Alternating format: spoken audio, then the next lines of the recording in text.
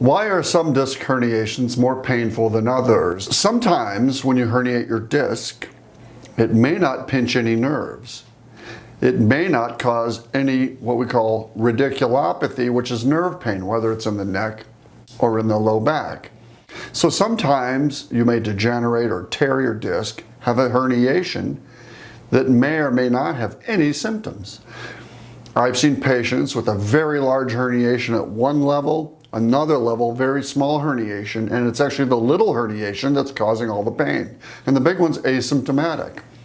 So it just depends how that herniation, if it pinches that nerve, gives you that pain, that won't get better with conservative management.